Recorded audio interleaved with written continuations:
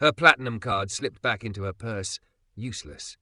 The TSA guard's steady eyes met hers as he said, "You don't repay kindness, you pass it forward." Veronica's heart pounded. Was this a stranger guiding her to a gate, or to the rest of her life? The departures board at Miami International flickered like a slot machine that never paid out, and Veronica Lane was losing to it in heels. Terminal D breathed hot and hectic, strollers squeaking, wheels rattling, announcements ricocheting in 3 languages. Her phone died at 3%, blinking black just as final boarding LGA flashed in a corner she wasn't standing in. She was all silk blouse and pencil skirt and curves packed into control, but her compass had snapped. "Miss, you look like you're mapping a hurricane with a paper straw," someone said behind her. She turned and met a calm that didn't belong to this building. The security guard's uniform was pressed sharp. His badge read Brooks, J. His walnut-brown skin caught the fluorescent light, and his eyes were the patient kind, like he'd seen 100 storms. "I'm lost," she said, shocked to hear it come out honest, and apparently incompetent at finding a letter and a number in the same place. He smiled, a small thing that steadied the air. "Happens hourly. Where are you headed?" "LaGuardia. The board keeps moving the gate like it owes me money. Let's make sure it owes you nothing," he said, lifting his radio. "I'm Jordan." "Veronica." She watched him listen, speak, listen again. He didn't hurry, he didn't drag. After a beat, he nodded. "They bumped your flight to Terminal B. The signs are still catching up." Veronica's stomach did an unprofessional drop. "The train," she said, and heard the babyish tremor she hated. "I've never taken it here."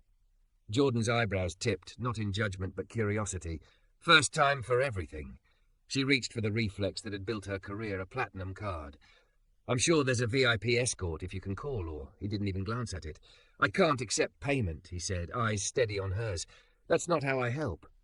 Heat climbed her neck. "Right, I'm sorry, I'm used to buying shortcuts." "We all are," he said gently, checking his watch. "I'm off in 10. If you can breathe for 10 minutes, I'll walk you to B and get you on that plane." She surprised herself by breathing. "I can do 10 minutes. He disappeared and returned out of uniform, jeans and Miami Heat tee. They slipped into the human river toward the interterminal train. Veronica's heels learned humility. Jordan's gait made a path where there wasn't one, greeting a cleaner by name, fist-bumping a ramp agent, nodding to a barista who handed him water without being asked. "What's in New York?" he asked over the train's hum. "A pitch," she said. "We're courting a resort group. Big account." She heard how round the number sounded and swallowed it. "Important to my job." "You like your job?" She could talk for 20 minutes about brand pillars and share of voice. None of that was the question he asked. "I like being very good at things," she said. "I like control. Airports are good teachers," he said, smiling. "The lesson plan is mostly surrender."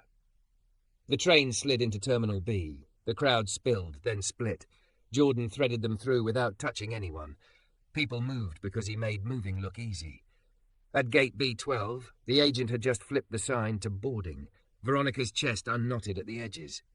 "You're on time," he said. "Told you." She turned to him, suddenly unready to step through the mouth of the jet bridge. In the bright meanness of this day, he'd been a soft-spoken lighthouse. "How do I repay you?" she asked. "You don't repay kindness," he said, as if reciting gravity. "You pass it forward." She nodded, throat tight. "Jordan, would you have coffee with me when I get back? I don't tend to ask men for coffee, or strangers, but you don't feel like either." He studied her the way careful people do before they step. "Coffee sounds good," he said, "but there's something you should know before you mistake me for a detour." "I'm listening." "I used to be a family counsellor," he said. "Masters in social work. 2 years ago my little sister died because a drunk driver made it past what should have stopped him. I took this job because some guard somewhere is the last hinge between a family and a call no one survives." The terminal noise thinned. Veronica felt the world tilt, not dangerously, but like a picture suddenly straightened on a wall. "I'm sorry," she said, and meant all the words under it. "Thank you," he said softly. "Go make your pitch. Then call me. We'll see if coffee travels well." The jet bridge door chimed. "Boarding Group 1, the agent announced, as if destiny had numbers. Veronica smiled despite herself. "I'm Group 2, she said, "but I'll take the omen." She offered her hand. Jordan took it, warm and sure. Safe flight, Veronica. Thank you for not letting the airport eat me, she said. It's not that hungry, he said. It just makes a lot of noise. She stepped forward, then looked back once. He lifted 2 fingers in a small salute, a gesture that felt like a promise wrapped in ordinary. The gate swallowed her. The plane smelled like coffee and repair glue. As she found her seat, Veronica realized control wasn't what she wanted to get back. It was trust. Maybe the trick wasn't to grip harder, but to hold the right hands. When the wheels left the ground, Miami flattened into glitter and grid. Veronica opened her notebook and wrote a sentence she did not plan to show anyone. Learn the train. Learn the names. Learn to pass it forward. She underlined the last 3 words until the paper dented and pressed her palm there like a seal. Somewhere below, a man in a heat shirt walked back toward a post where people would need him. Somewhere above, a woman in a window seat closed her eyes and for the first time that day felt like she was arriving. At last. The jet wheels kissed the tarmac at LaGuardia with a jolt that knocked Veronica's head against the seat back. She'd made it. Late, wrinkled, half-melted, but on time enough to storm into a Manhattan boardroom with charts and fire in her eyes. She delivered the pitch, secured the account, and wore her triumph like perfume all the way back to Miami. Yet when the congratulatory texts flooded her phone, the one message she wanted didn't arrive. She realized she hadn't given Jordan her number. She would have to keep her promise, call the airport desk, find him, ask for coffee. But before that, South Beach. Her best friend insisted. Veronica found herself seated at Joe's Stone Crab, wearing a designer dress that still carried the smell of jet fuel. Around the table, the city's social darlings toasted each other with wine that cost more than her apartment's rent. She was hemmed in by men who spoke of golf handicaps as if they were Nobel Prizes. Ashley's brother leaned across the linen. Ash says you had a little adventure at the airport, he drawled. Something about a TSA knight in shining armor? The table erupted in chuckles, the kind that sliced. Veronica felt her face heat. Just a flight delay, she said. Ashley chimed in with a laugh. Oh, come on, V. You came back glowing, talking about coffee with some security guard. Totally adorable. Her mother, pearls glowing under the chandelier, tilted her head. Darling, you're not seriously considering socializing with airport personnel, are you? Think of the family's reputation. There it was, the verdict. The laughter hardened into judgment, dressed as banter. Veronica's pulse thundered in her ears. He's a good man, she said, more to herself than to them. He helped me when I needed help. Richard Henderson III sniffed. Of course he did. But really, Veronica, you can't be serious about dating a guard. It's beneath you. That word, beneath, slammed against her ribs. She pushed her chair back and excused herself, leaving the glitter and the laughter to echo behind her. Outside, the ocean breeze struck like truth. She didn't belong at that table anymore. 2 days later, she sat in a small cafe in Coconut Grove, her fingers tight around a chipped mug. The place smelled of cinnamon and strong coffee. When Jordan walked in, plain jeans, calm stride, he belonged here more than she ever had in Joe's. You look like you've been wrestling ghosts, he said, sliding into the seat across from her. My family and friends think I've lost my mind, she admitted. They say being seen with you lowers my standards. Jordan stirred his cup slowly, face unreadable. What do you think? Veronica met his eyes, steady this time. I think their standards are killing me. I think I've been measuring worth with the wrong ruler, and I think you make me want to be honest. For a moment, silence pressed down, heavy but not hostile. Then Jordan asked, Are you here because you want me, or because I'm a rebellion against them?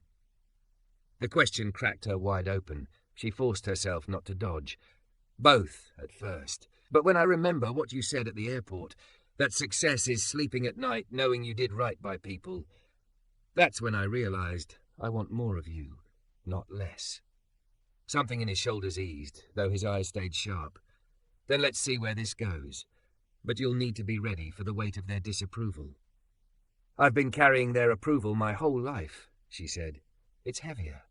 They began to see each other in stolen hours, afternoons in parks where no one knew her name, evenings at modest restaurants where food mattered more than show. Veronica learned how to stand in a grocery line without calculating who might be watching. Jordan learned the quiet patience it took to date a woman unlearning her armor. But the collision was inevitable. It arrived on the night of her parents' annual gala, the ballroom at the Fontainebleau dripping in chandeliers and silent auctions. Veronica walked in on Jordan's arm, him in a rented tux, her in emerald silk. The air throbbed with whispers. Richard Henderson spotted them first, circling like a shark. "Thompson, isn't it?" "Sophia tells me you're in airport security." Jordan nodded. "That's right." "Must be fascinating," Richard said, his smile sharpened to a blade. "All those passengers. Though I can't imagine why a man with a degree would settle there." Veronica bristled, but Jordan's hand on her arm kept her still. "I chose it," he said, voice calm. "My sister was killed by a drunk driver who never should have passed security. I keep people safe, so fewer families get that call." The air shifted, heavy silence rolling over sequins and champagne flutes. Richard's face paled, lips pressed shut. Veronica's father appeared, jaw set. "Sophia, a word." In a corner, away from the glitter, he let the mask drop. "This rebellion ends now. You're embarrassing the family. Do you understand what you're risking? Your trust fund, your place in the company, everything." She looked past him at the ballroom, gowns worth fortunes, auction tables stacked with indulgence disguised as charity. "Maybe those are the things I need to risk. Maybe I'm done renting my life from your expectations." His eyes narrowed. "Without us, you'll have nothing." "I'll have honesty," she said, voice low but sure. "I'll have him, and maybe that's more than enough." When she rejoined Jordan, she didn't have to explain. He'd seen the storm in her father's face, felt the tremor in her hand. "You ready to go?" he asked. "More than ready." They left before dessert, trading chandeliers for the salt wind off the bay. Walking to the car, Veronica felt strangely light, as if every step untied her from the chains she'd never admitted were there. The next morning, she drafted her resignation. No family crest letterhead, no gilded phrasing. Just a clean sentence. "I resign from Lane and Stratton to pursue work that matters." She carried it into her father's office and set it on his desk. He skimmed it, eyes darkening. "You're throwing away millions to make a martyr of yourself?" "I'm building something of my own," she said. "The family support centre needs a marketing director. They can pay me $30,000. No yachts, no perks, just impact. You'll be broke inside a year. Then I'll be broke as myself instead of rich as someone else." His voice cut sharp. "This is about that man. This is about me," she replied, steady. "He just reminded me I get to choose." She left him there, surrounded by the empire he valued, walking out lighter than she'd ever felt. That evening, she met Jordan in his modest apartment in Coral Gables. Boxes leaned in corners. The furniture was second-hand, the view a parking lot. But when he wrapped his arms around her, it felt more like home than the mansion she'd grown up in. "Any regrets?" he asked softly. "Only that it took me so long to find the train," she said. He laughed, kissed her forehead and pressed a coin into her palm, Ava's, worn smooth with years. "Keep it. It reminds me that love is navigation. You pass it back and forth when the path twists." Veronica closed her fist around it, feeling its weight, its history, its promise. She looked up at him, the man who had walked her to a gate and straight into a life she hadn't known she wanted. And for the first time, she whispered the question that had been trembling since Terminal D. "Jordan Brooks, can you escort me through life?" His smile was quiet, steady, full of yes. The first morning, Veronica woke up in Jordan's apartment. The blinds were crooked and the sun barged in anyway. The box springs complained when she swung her curvy body out of bed. There was no marble, no hush, no ocean. There was a fan that ticked each rotation like a metronome for the life they were learning to play by ear. Jordan was in the kitchen working a pan like a patient drummer. Eggs, plantains, the soft crackle of oil. His heat shirt hung loose. His presence didn't. "You don't have to cook," she said, tying her hair into a lazy knot. "I like starting the day with a win," he said. "Eggs are low-stakes victories." She laughed, then opened her banking app and winced. Numbers she used to glide past now spoke with accents. Rent due, insurance, a student loan she hadn't looked at in years because her trust had always made the sound smaller. She shut the phone and breathed the way he'd taught her. Count the inhale, count the exhale, come back to the room. At Sunbridge Family Centre, the walls were not styled. They were useful. Flyers curling at the corners listed clinics, tenants' rights hotlines, numbers for everything urgent. Her desk was a battlefield scuffed by other wars. Karina, the director, showed her around, voice clipped by practice. "We keep people housed, fed, and breathing," she said. "We don't perform miracles, we assemble them." Veronica learned the new metrics. How many eviction notices paused, how many power bills extended, how many bus passes turned into steady jobs. Her email filled with words she'd never needed to write. Grant, intake, case number. She crafted a campaign with the sure hands that used to sell sets and suites. Clear copy, plain photos, no pity, only outcomes. "Keep the lights on," the headline said. $412 averts a shutoff. $1,238 keeps a family in their home. She hit publish and felt terror, then something steadier. Purpose sliding into its socket. At lunch, she texted Jordan a screenshot of the first donation, a stranger's $20, and he replied with a photo of his lopsided grin and the words, "That's a light bulb." They found a rhythm at night. She taught herself to cook a stew that didn't apologize for being simple. He taught her how to seal a drafty window with the ugly putty that works. They did laundry at a place that had a pinball machine someone still loved. They argued like people determined to keep the channel open. One Tuesday she snapped when he asked about a receipt. "I've managed budgets bigger than a city block," she said, too sharp. He didn't flinch. "And this is the budget we have," he said, not unkind. Later she found him staring at Ava's coin on the dresser. "When I ask about receipts," he said, voice quiet, "I'm not auditing you. I'm trying to keep us from the kind of panic that lives in the dark." She pressed her forehead to his and apologized without ceremony. He slipped the coin into her palm. "Pass it back when you're ready," he said. The old world didn't knock, it stormed. Her mother texted photos from charity lunches. "You should be here, hearts and pearls." Her father's assistant emailed an informal offer to consult when you tire of do-gooding. Veronica typed 3 replies, deleted them all, and went for a walk instead, letting Miami's heat talk sense into her. She called Jordan from a curb under a gumbo limbo tree. "They are not villains," she said, "but they are a lobby, a breath. I can't sit in those chairs anymore." "You don't have to," he said. "You can visit without moving in." At Sunbridge, a woman named Dawn sat on Veronica's desk chair like a swimmer pulled from water, wrapped in a towel made of bills. 3 kids, 2 jobs, a shut-off notice like a fist. Dawn's youngest drew suns on a scrap paper, yellow circles with 1,000 rays. "We can do the power bill," Karina said, scanning the ledger. "Rent is trickier." "How much trickier?" Veronica asked. 4 figures, Karina replied, "the kind that don't show up on a Tuesday." Veronica opened her campaign dashboard. The bar had crept forward since morning. She did the math, saw it almost but not quite. The old Veronica would have pitched an experience and posted a photo. The new Veronica went to find a truth she could stand in. She stepped into the waiting room, held up her phone, and addressed the camera without filters or the armor of brand voice. "This is Veronica," she said into a live stream that maybe 12 people would watch, "and I'm asking you for a Tuesday miracle. A mom named Dawn needs $1,238 to stay in her home. I can show you the invoice. I can email you the receipt. If you've ever wondered if small money counts, it does. $20 is part of a front door that still opens." She ended the live and felt stupid and exposed and all the pebbles of pride in her shoes. 10 minutes later, the bar leaped. 100 here, 5 there. A note from someone in Ohio who wrote, "I was Dawn in 2009. Please tell her it gets better."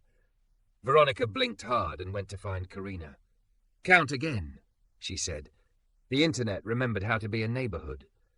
They cut a check and called the landlord. Veronica walked Dawn out to the bus stop under the collapsed halo of midday sun. "People you'll never meet paid your rent," she said. Dawn looked at her like a verdict overturning. "Then I won't forget their names, even if I don't know them," she said, and laughed, wet and bright. "Tell them the lights will be on when they drive past my window." That night, Veronica came home with the kind of tired that helps you sleep. Jordan was on the couch waiting, TV muted, the coin on the coffee table like a moon. "How many lights?" he asked. "1 apartment's worth," she said, smiling, "plus a porch." He patted the seat. She curled into him, curves fitting into his body like the answer to a question she'd been asking since Terminal D. "Your father called me today," he said after a while, and she sat up, a spark of old panic checking the board. "He what?" "Left a message at the checkpoint," Jordan said. I didn't answer. He kept it polite. He hesitated.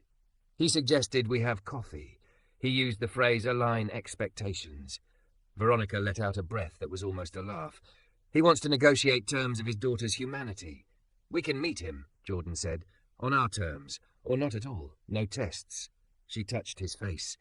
You are the least negotiable thing in my life, she said, and that's a compliment. Then came the day the airport woke his grief like a fire alarm. A belligerent passenger with slurred speech and a boarding pass he didn't own tried to muscle past the line, shouting about rights and suing and the smallness of rules. The bottle he'd emptied the night before wasn't in his hand, but it was in his blood, in the way he swayed. Jordan stepped in, voice low, posture open, hands where everyone could see. Sir, I'm asking you to stop, he said. We can help you if you let us. Help, the man barked. You're nothing. You're a rent-a-cop. The words weren't knives, the smell was. Beer and breath and the way a crowd's attention tightens. For an instant, Jordan wasn't in Terminal E. He was in a call he couldn't stop, a night that would always be 2:17 a.m. He felt his knees soften, the ground widen, his hands colder than they had any right to be. Luis from screening slid in beside him like an extra pillar. Got you, he murmured. The supervisor took point. The man was escorted, muttering, to a room where a medic waited. The line exhaled. Jordan stood very still. He did not move until his body believed him again. He texted Veronica, Need 10 minutes. She was 3 blocks away at Sunbridge, dropping off flyers. 10 minutes later, she stood with him at the end of a service corridor that smelled like coffee and rubber mats. He didn't tell the story. He didn't need to. She took his hand and put Ava's coin in it, closed his fingers around it until his grip was a fist, then a hold, then a handshake with the past. This is not the same night, she said, voice barely above the hum. You are not alone at this gate. He nodded. The coin warm, breath returned like a late train. I'm okay, he said. It just opens sometimes. Then we shut it together, she said. Every time. When he came off shift, she was waiting with 2 paper cups of mint tea. They sat on a bench that had seen more arrivals than anyone could count. He told her a story about Ava trying to parallel park and giving up to sing instead. She told him about Dawn's porch light and the way small money found a doorbell. They passed the coin back and forth until it felt like belonging. The next week, Veronica found an invitation in her inbox from a community radio show, 10 minutes to talk about the campaign. She wore a thrifted blazer and the bracelet her grandmother had given her when she graduated into a life she no longer wanted. On air, the host asked what changed. A man at an airport told me you don't repay kindness, she said into the microphone, hearing her heartbeat in her headphones. You pass it forward. I used to believe leverage was everything. Now I think the lever is us. The phone's lit, people offering time, rides, $20 miracles. When she stepped out into the Miami sun, her phone buzzed with a message from her father. Proud of you. No punctuation. She stared at it like a strange bird landing on the wrong branch. She typed back, Dinner Sunday? No staff, just us. Then she deleted the question mark and sent it as a statement. That night, Veronica and Jordan stood in their kitchen under a bulb they'd forgotten to replace with something nicer. She took his hand, palm up, and laid the coin there. Hold it for a while, she said. I'm not lost tonight. He folded his fingers over the silver. Then I'll carry the map, he said, and the way he smiled was the way the departures board looked when it finally settled. The Fontainebleau ballroom was a chandelier cage that hummed with money. Sequins scattered light across tuxedos and champagne flutes. The silent auction tables groaning under framed art no one would ever hang. Veronica's heels sank into plush carpet as if the room wanted to pin her in place. She had walked in with Jordan at her side, emerald silk draped over her curves, his rented tux crisp but unpretentious. From the instant they entered, she felt the shift, eyes narrowing, whispers sliding like knives wrapped in laughter. She had expected coldness. What she hadn't expected was the deliberate cruelty, the subtle barbs. Richard Henderson III, face flushed with champagne, circled toward them like a predator who'd scented weakness. Thompson, right? He said loudly enough for heads to turn. Sophia tells me you work at the airport. Jordan's face was calm, unreadable. That's right. Security, wasn't it? Richard's smile sharpened. Must be fascinating work, dealing with all sorts of people. The pause was a dagger. "But tell me, why on earth would a man with a degree settle there?" Veronica's stomach twisted, rage building, but Jordan's hand on her arm steadied her like ballast. "I chose it," he said evenly. "My sister was killed by a drunk driver who never should have made it through security. I keep people safe so other families don't get that call." The air stilled. Glasses hovered half-raised. The orchestra's violinist caught mid-bow. Richard's smirk collapsed. He muttered something about the restroom and disappeared, leaving an uncomfortable silence that spread like spilled wine. Veronica exhaled, but the reprieve was brief. Her father appeared, expression sculpted from granite. "Sophia, a word." He steered her to a marble alcove just off the ballroom floor, where the music dulled, but the pressure intensified. His jaw clenched as if each word might break a tooth. "This rebellion ends now. You're embarrassing this family." "By standing next to someone decent?" she asked. "By parading a man who works checkpoints as your date at an event where half the donors sign our checks? Do you realize what's at stake? Your position at the company, your trust fund, our name." "I realize all of that," Veronica said, "and for the first time none of it feels worth the price." His eyes sharpened. "Without us, you'll have nothing." "I'll have honesty," she said quietly, "and him. That's more than I've had in years. Don't be naive. Love doesn't pay bills. Reputation builds leverage. Leverage builds power. Without it, you're just another face in the crowd." She looked back through the doorway to the ballroom. Wealth dripped from every chandelier, but what she saw was emptiness. People performing generosity in gowns that cost more than the donations. "Then maybe it's time I stopped performing," she said. Her father's expression hardened. "If you walk out with him tonight, you walk out of this family." The words landed like gavel strikes, heavy and final. But instead of crushing her, they cleared something out of her chest. Veronica squared her shoulders. "Then watch me walk." She returned to Jordan, slid her hand into his, and let the ballroom gape as they crossed the floor together. The night air outside tasted like freedom. The next morning, she drafted her resignation. No gilded letterhead, no flowery phrasing. Just, "I resign from Lane and Stratton, effective immediately." She carried the envelope into her father's office, where he sat behind a desk the size of a small country. He read the letter, his face tightening with each line. "You're resigning for what? 30,000 a year at a non-profit?" "I'm resigning for work that matters," she said. "Sunbridge Family Centre needs a marketing director. They can't offer yachts or stock options, but they can offer impact." "You'll burn out inside a year," he snapped. "Maybe," she said, voice steady. "But I'll burn as myself instead of living as someone I don't recognize." His eyes narrowed. "This is about that man.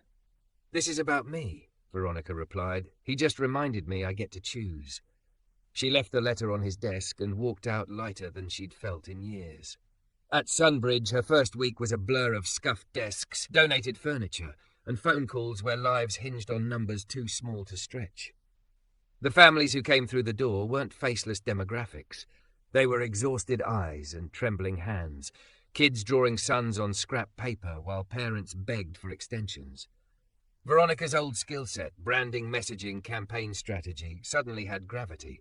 She built a campaign called Keep the Lights On. The pitch wasn't a resort experience or luxury package. It was simple. $412 averts a shutoff.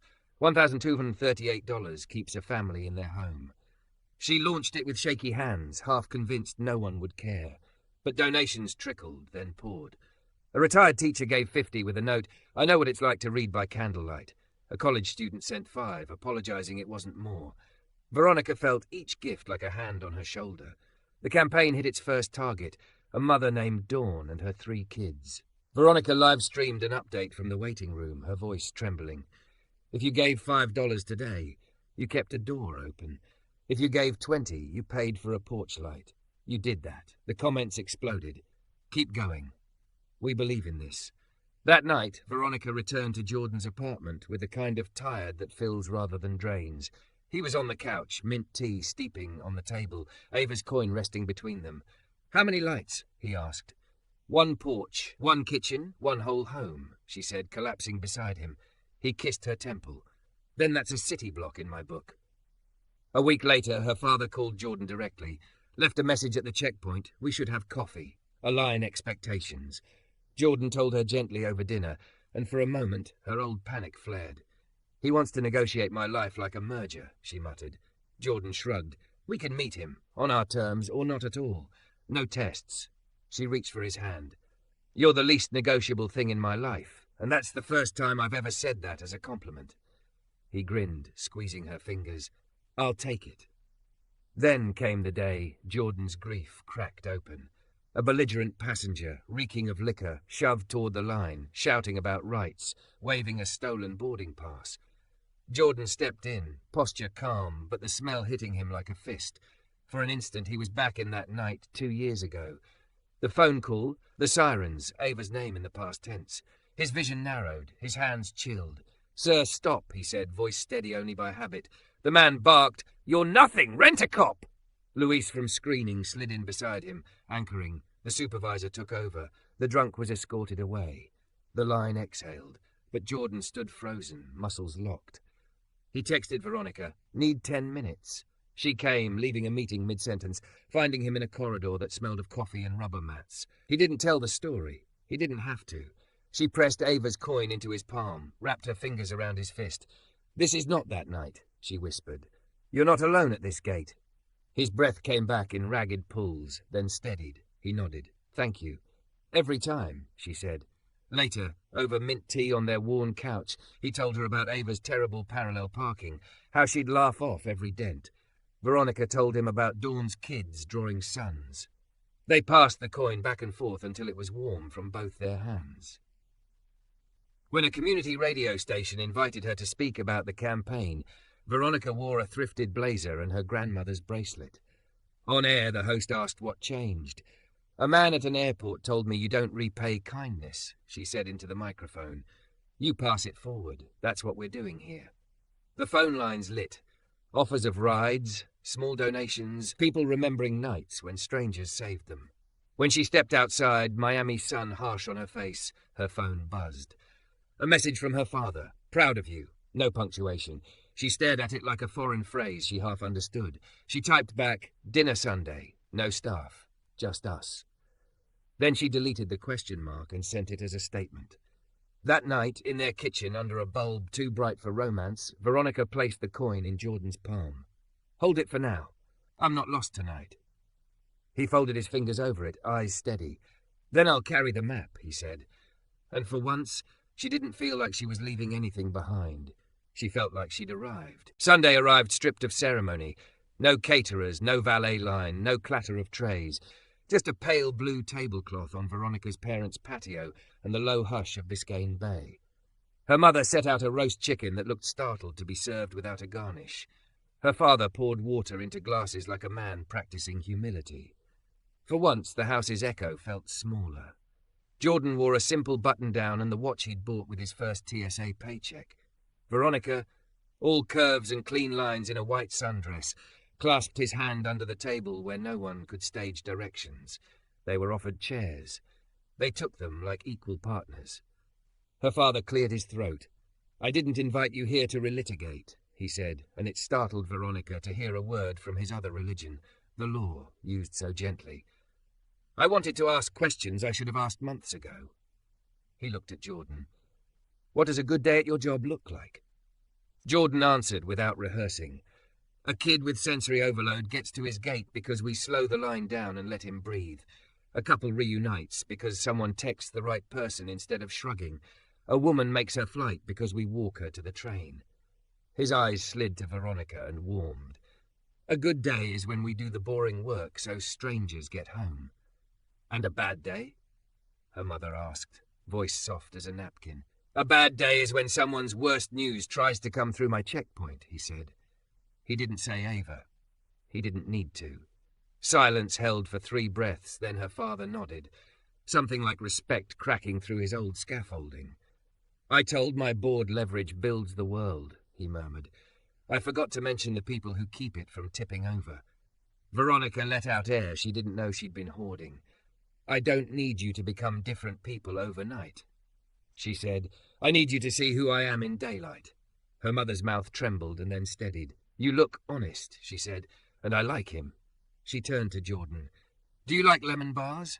I made too many." He laughed. I'm professionally qualified to dispose of lemon bars.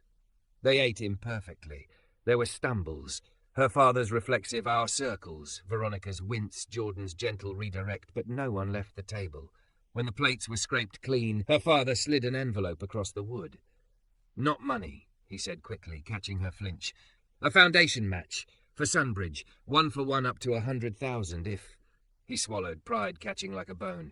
If you design it. No gala, no step and repeat, just impact. Veronica blinked hard. Neighbours keep neighbours, she said, the name arriving like a bird finding its branch. We measure by doors that stay open. Measure it in whatever makes sense, her father said. Just let me help without making you smaller. She reached for his hand. It was an old hand, capable of pressure and release. This time it released. In the weeks that followed, the match became a citywide dare. Barbershops taped QR codes to mirrors. Cafes named a latte after the campaign and poured hearts into the foam. A bus driver kept a stack of flyers by his seat and passed them out with transfers.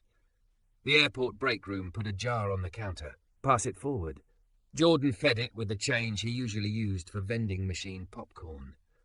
Veronica worked like a woman who had found her true addiction. She shot short videos in kitchens with humming fridges. She wrote plain copy that didn't beg. She answered every donor email with a line about what their gift had done that day. When the bar crossed the match, Karina hugged her so hard she saw stars and laughed through them. Jordan found his own transformation in work that looked the same from the outside. He drafted a training, the Ava Protocol, about de-escalation with dignity, about how to interrupt intoxication without humiliation. He presented it to supervisors with hands that only shook at the edges. They adopted it in 3 terminals. The first time he saw a new hire use it, calm stance, quiet tone, dignity and tact. He closed his eyes and whispered, "Hava, look." At night, the apartment learned to hold joy. Plants survived because he remembered water and she remembered sun. A second-hand bookshelf arrived and they argued amiably about order, genre, her, chronology, him, colour. Neither, they agreed. We're not monsters. On the fridge, a magnetized whiteboard tracked meals, bills, and things we forget when we're tired, which was just a list of how to be kind. One humid evening, after a long day of "yes, we can help" and "sir, please step back," Jordan came home to find the living room strung with cheap fairy lights, their glow bouncing off peeling paint like an apology. The coffee table held 2 paper cups of mint tea in a small velvet pouch. Veronica stood in bare feet, her white sundress brushing her knees, curves unapologetic, eyes bright. "Come with me," she said. "To where?" He smiled. He already knew. "Terminal B," she said, "where we both learned how to breathe." They parked in economy and rode the shuttle with families who smelled like sunscreen and relief. At the security line, Luis grinned and waved them through the staff door. The concourse breathed its familiar music. Wheels, announcements, a toddler squeal, a laugh that had outlived a delay. Veronica led him to a bench near gate B12. Waiting there, Karina with a bouquet of grocery store daisies, Luis and half the screening crew in their off-duty shirts, the barista who always had Jordan's water, a handful of Sunbridge clients who waved like cousins, and Veronica's breath snagged. Her parents, out of place and trying anyway. Her mother held a Tupperware of lemon bars. Her father looked like a man attending a ceremony whose rules he did not write. "We don't need a priest," Veronica said, standing on the scuffed tile. "We just need witnesses." Karina, it turned out, was ordained by the internet and the state of Florida. She cleared her throat. "Welcome to the strangest cathedral and the truest metaphor," she said, smiling. "We'll keep this short. Planes wait for no one." Veronica took Jordan's hands. "I met you when my life was a departures board I couldn't read," she said. "You didn't rescue me. You walked beside me until I could see again. You taught me that control is a myth and kindness is a map. You placed a coin in my palm and a question in my mouth. I'm answering it now, out loud, with witnesses and lemon bars. Jordan Brooks, can you escort me through life? Not because I'm lost, but because I want to travel with you on purpose." Jordan's throat bobbed. He squeezed her fingers like a lifeline that didn't bind. "I met you when you were trying to buy a shortcut out of a storm," he said, and the room chuckled kindly. "You put the card away and chose to wait 10 minutes with a stranger. You've been choosing ever since. Doors open, lights on, neighbours kept. You remind me daily that grief doesn't get the last word. I promise to wait the 10 minutes and the long months, to carry the map when your hands are full, to let you carry it when mine shake. Veronica Lane, walking with you is the only way home I recognize. Karina held out the velvet pouch. Inside, 2 simple rings and Ava's silver coin, polished by years of passing back and forth. Exchange what you can afford and what you can't replace, she said. They slid rings on fingers, no diamonds, just circles built for daily use. Veronica placed the coin flat on Jordan's palm, covered it with her own, then lifted his hand to her heart. We'll keep passing it, she whispered, so neither of us has to hold everything at once. The PA system chimed. Final boarding for Flight 2847 to LaGuardia. Laughter rippled through their small crowd. Even the gate agent clapped once. Karina raised her voice. By the power vested in me by Miami-Dade County, and by the fact that this is the place you both became yourselves, I pronounce you fellow travelers. Kiss like you mean it, then please clear the aisle. They did, softly and without spectacle, a kiss that tasted like mint and relief and arrival. Applause scattered across the concourse like coins in a fountain. Veronica's mother pressed lemon bars into Veronica's hands. Her father, eyes damp, hugged Jordan with both arms like a man boarding at last. After photos on someone's cracked phone, after hugs and text me when you get home, after the crowd dissolved back into departures, they sat on the bench a minute longer, rings new against skin. The lights overhead hummed. A kid dragged a stuffed shark past. Somewhere a pilot laughed too hard. Jordan picked up their small overnight bag, because, yes, they'd booked a room at a motel on the Gulf with a view of a parking lot and a sliver of water. Veronica threaded her arm through his. Ready? He asked. For delays, she said. For trains, for reroutes, for arrivals. For us. They stood when the chime sounded, stepped across the yellow line together and let the doors open. The train slid in and they boarded, not because someone led them, but because they knew the way.